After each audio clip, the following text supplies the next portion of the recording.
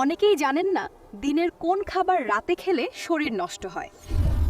আজ সত্যিটা শুনলে আপনি অবাক হবেন। ডাক্তাররা সবসময় না বললেও খাবারের সঠিক সময় না মানলে শরীরের ভেতরে বড় ক্ষতি হতে থাকে। ভাত আর ডাল দিনে ভালো হজম হয়, কিন্তু রাতে খেলে গ্যাস বাড়ে এবং শরীর দ্রুত ভারী লাগে। দুধ রাতে পান করলে ঘুম ভালো হয়, কিন্তু দিনে দুধ খেলেই পেট ভারী হয় এবং অস্বস্তি বাড়ে। ডিম আর দই দিনে শক্তি দেয়, কিন্তু রাতে খেলে গ্যাস বাড়ে এবং পাকস্থলী অস্বস্তিতে পড়ে যায়। ফল এবং কলা সকালে বা দুপুরে উপকারী, কিন্তু রাতে খেলে হজম সমস্যায় পেট ফেঁপে যেতে পারে। লেবু পানি বা মধু সকালে শরীর পরিষ্কার করে, কিন্তু রাতে খেলে অ্যাসিডিটি বাড়ে এবং ঘুম নষ্ট হয়। সবজি দিনে এবং রাতে দুই সময়ই উপকারী, কিন্তু গভীর রাতে ভারী সবজি খেলে হজমে সমস্যা হয়।